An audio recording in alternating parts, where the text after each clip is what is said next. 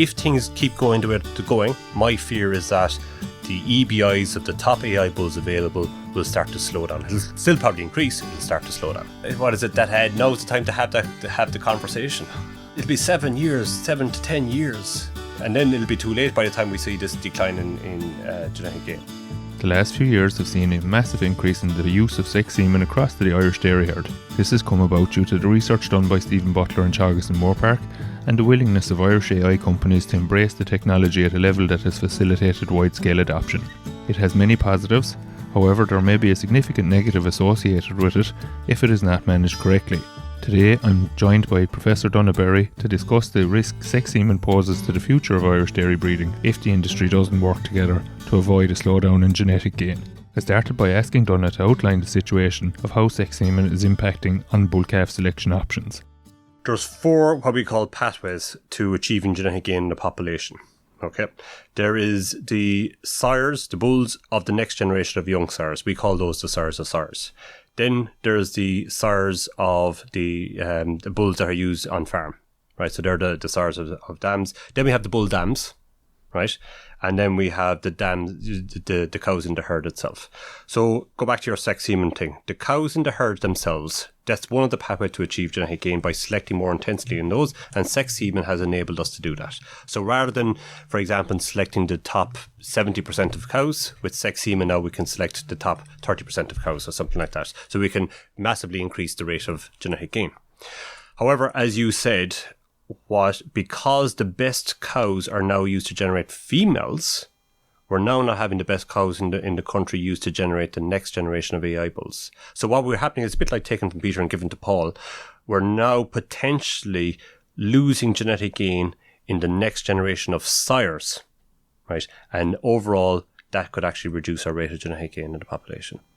So we're losing on 2 fronts. So basically the best cows aren't being bred, and then we also have less bulls to choose from subsequently than being born.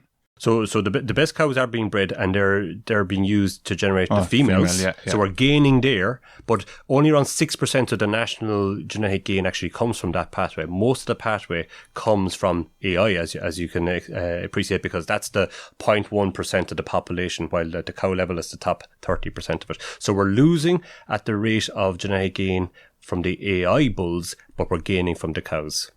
Okay, so within herd, obviously everybody sees the benefit of the sex semen because they have better replacements, but at a national level then we're losing, so that actually undermines the gain at herd level, really. It is, and you probably won't see it for another few years, because you're still achieving the rate of genetic gain because you're doing it by taking that step change, going from the top 70% of cows to generate heifers to the top 35%, and that's foregoing a lot of that rate of genetic gain that we've lost in the AI level. So I think in 3 to 4 years' time, we thought we saw a little bit of it there in the last few years, but I think in 3 to 4 years' time, if things keep going the way they're going, my fear is that the EBIs of the top AI bulls available will start to slow down. It'll still probably increase, it'll start to slow down. Okay, so in fairness, some farmers that I would have met at groups in the last couple of years would have been saying about the sexed semen role, like was it going to have implications? So they kind of were foreseeing this themselves even as well. And I would have actually been kind of saying that the National Genotyping Programme was probably an element that would help to counteract it. Is that fully correct in saying that it will or it won't? So by doing genotyping, you know a lot more about the individual bulls. You get to correct the parentage. Importantly, you have a more accurate EBI. But more accurate EBI is useless if you don't have actually any bulls, because they're all heifers being born. So yes, it won't really allow you to identify more extreme animals, but what it actually allows you to do is to identify more animals who are extreme, if that kind of makes sense. So rather than one bull who was €100 EBI higher, genotyping won't find a bull who's €200 EBI higher, but it'll probably find 10 bulls who are €100 EBI higher. The problem, as I just said, is that we're not finding those bulls because they're all sex semen now, and they're all females is born there. Again, not a problem this year, not a problem next year, maybe not a problem for our next 2 to 3 years. But if things keep going the way we're going, and maybe I'm wrong, is I fear that the EBI of the top AI bulls coming through the system year on year will start to slow down.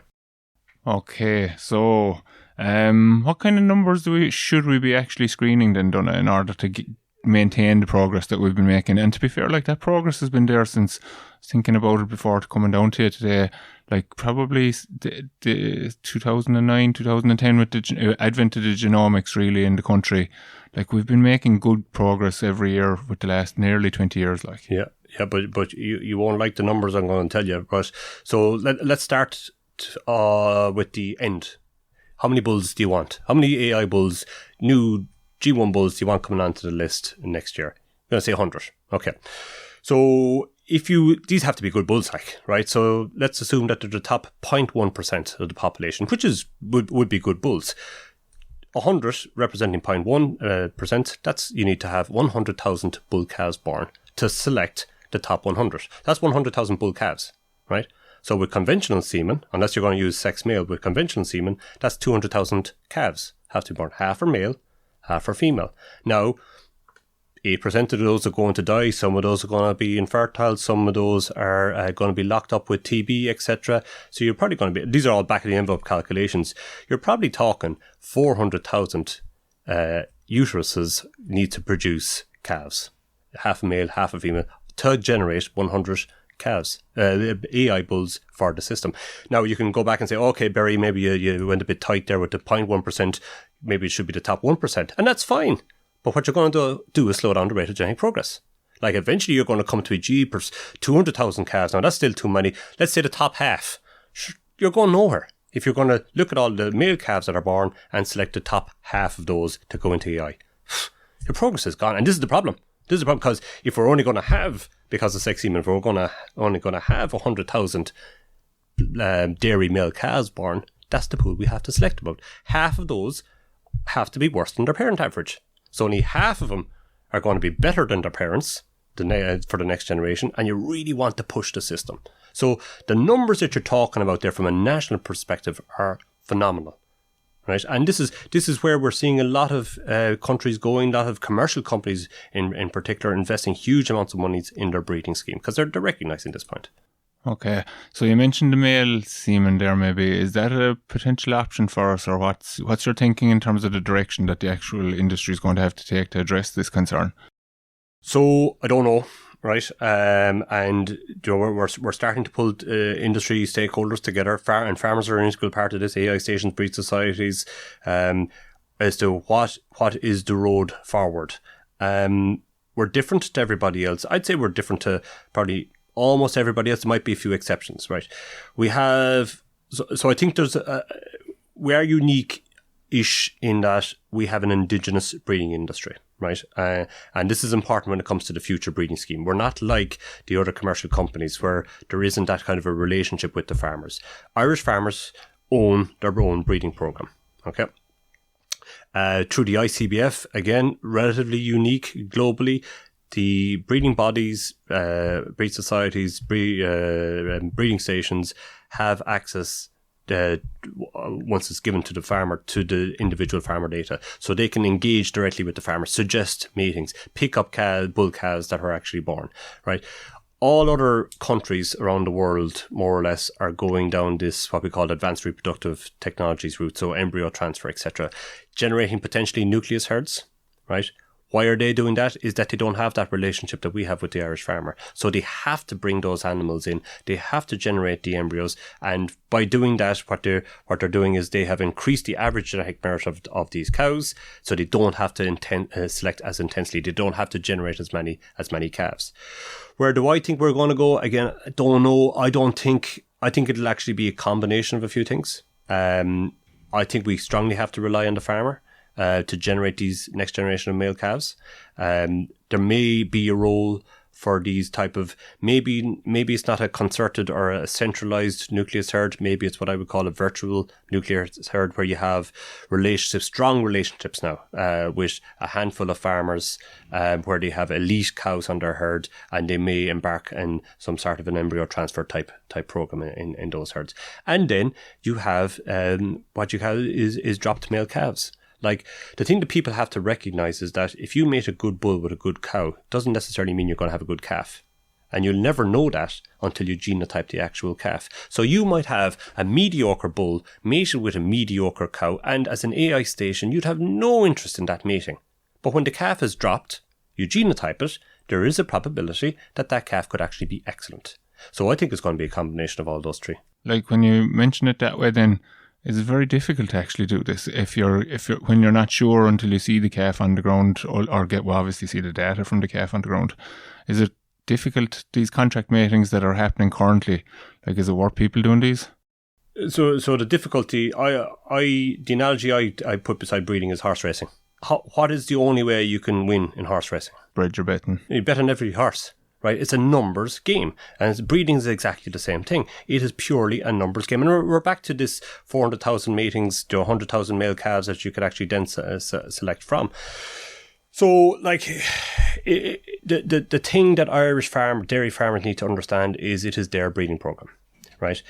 And they won't like me saying this, but you know me now, I'd love to say it, is that the AI stations, as far as I'm concerned, are really service providers, right? All they're doing is taking from the Irish dairy farmer, collecting semen from it, and then giving it right back to the Irish dairy farmer. So the AI stations, every single year, will pick up, 300 of the best bulls available.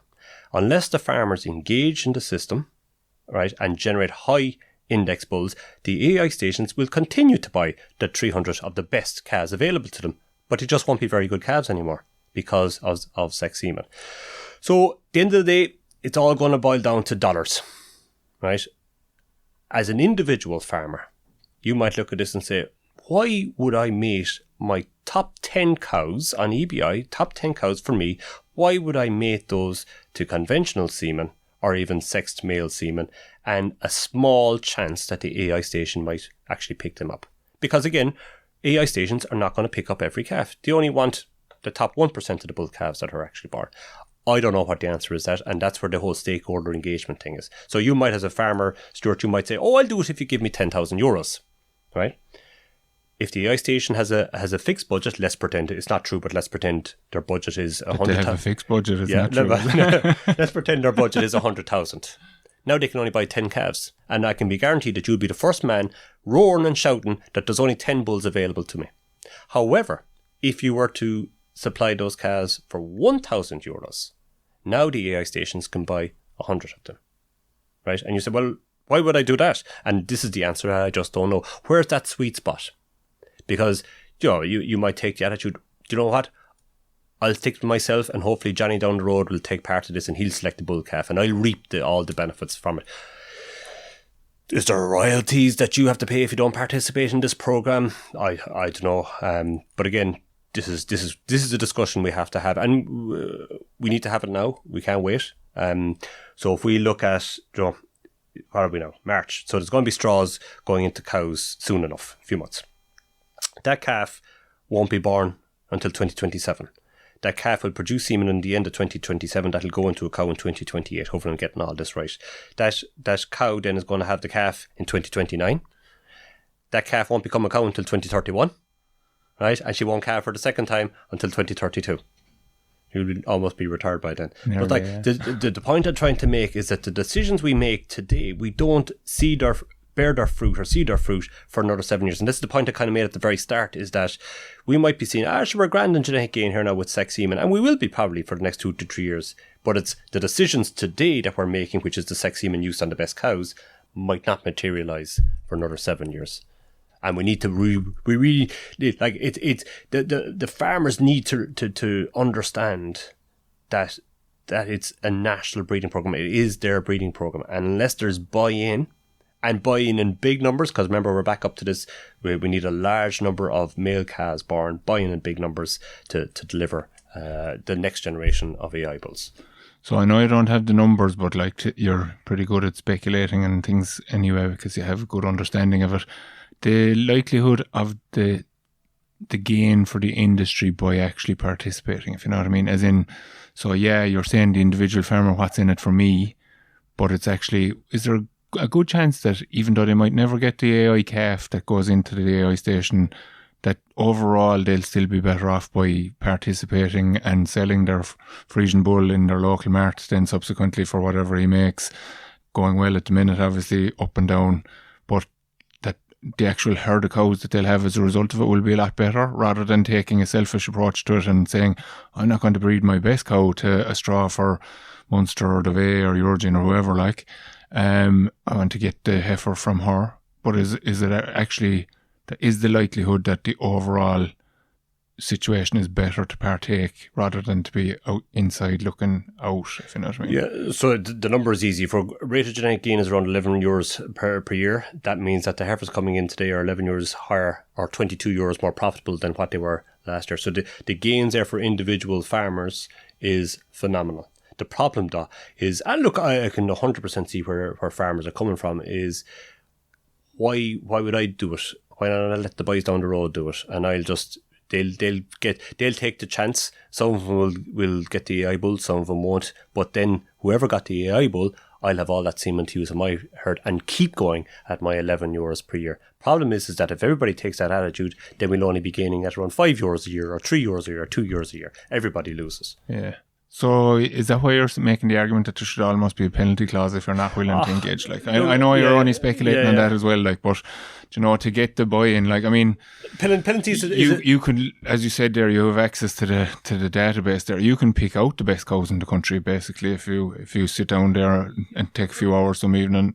Is that almost the nucleus herd that you're talking about then? Okay, so there's a few things inside there. So firstly, we'll get away from the word penalty and maybe we'll take the Gene Ireland approach where there's an incentive, a lower price if you participate. Yes, okay. But like, I'll ask you the question, like, and this is the question that a dairy farmer would be asking, and a completely legitimate question. Why in the name of God would I put my best cow and calf to a mediocre bull? And the first question you should ask me is, whoa, why are you putting a mediocre bull? Because all the top bulls are already used. So I can't generate a new bull calf next year that comes from the top family line, because then you won't be able to use them on the daughters. So we have to find outcrosses. Outcrosses by their very nature are lower EBI. Otherwise, they're up at the top of the active bull list. And 'tis an awful, like, the chances that if you meet a mediocre bull with an excellent cow, the chances of having a next generation high EBI AI sire is very, very low. And that's where you're back to me numbers. And I know lads will say, Jesus, Berry with his numbers, they're crack numbers. But this is what you have to do. You're making a mediocre bull with a top cow to produce, on average, that calf is going to be the average between the two of them, which is a crap calf. But you're trying to base on the probability. It's like that 100 to 1. How many times does the 100 to 1 horse win? Right? And that's what you're waiting for. Well, and it's not even 100 to 1, it's probably 1,000 to 1 is what you want that horse to win. So it's all about the numbers. So I can, and it's the point of trying to get to is, so it's not AI stations versus farmers. Anyway, that is clear. Like, and people might look at it, and I've taken a lot of stick from farmers on the AI stations, making money out of it. No, they're not. All they're doing is taking the best bulls available to them, repackaging them through semen straws, and giving them back to the industry to drive it on, right? Farmers have to somehow, right, and I don't want to be seen to be talking down to farmers here, but like, we somehow have to find a package. I mean, sorry, and it's not a package. It probably is a menu of 5 different packages, right? Financial packages. I'm talking about, be them incentives, penalties, or rewards, whatever like that. That will get farmers, a lot of farmers to engage in it. It's not about a small number of farmers. It's a lot of farmers if you want those numbers. And it will be probably complemented then with a kind of a advanced reproductive technologies approach like embryo transfer. Centralized, I don't know. Is there a role for centralization? Massive costs associated with it. Like, where can we go with genotyping embryos now? If we can genotype the embryo, so flush the cows, fertilize them, you have produced the embryos. Then if you can take a little, which we know you can do, we haven't the skill set in Ireland to do it yet, but we know you can take a biopsy from the embryo, genotype it. What you might have to do in that situation then, of course, is to freeze it. Might have an impact the conception rates. Once the genotype is back, and you can sex it, of course, you could be able to implant it. Because one of the big costs with embryo transfer programs, of course, is the surrogate. So what you're doing here is you're minimizing the number of surrogate cows or some surrogate uteruses that you want. Yeah, okay. So there's huge scope there, but we just need to decide what direction we're going to go, and people need to engage with it really in order to maintain the progress. Yeah, but again, the question is what are not the rules of engagement, but how do we incentivize this enough that, you know, it's not that different to the lottery, like. A fair amount of farmers are spending a few euros on the lottery every day. Like, that's what you're really looking for. This is a lottery. Like, you're talking about 0.1% chance of it for the greater good. The lottery puts a lot of money into GA pitches and stuff like community fields. So that's what it's like, really. So think of the greater good, so and just do it. But you know, what is it that had? Now's the time to have the conversation. You know, but go back to, like, it's. It'll be 7 to 10 years is when and then it'll be too late by the time we see this decline in genetic gain. Yeah, so like we've said before, you're always trying to think 5-10 years down the line, and you're doing the same here now. And you feel possibly that you might even be a little bit late being listened to almost on this. It wouldn't be the first time, but like, so what's the fear, right? The fear is we lose our national breeding program, and it is a real fear of mine. Is we are now seeing, like we're seeing in the IT, the social media sector, we're seeing an amalgamation of the heavy hitters into one. And we're seeing this in the breeding industry. We're moving closer and closer towards the pig and poultry industry, which is dictated by only literally a handful of players. Now, is that good? Is that bad? Works well for the pig sector. It works well for the poultry sector too. But it means that we have no security, and we know about the importance of security these days. We lose control of our breeding program.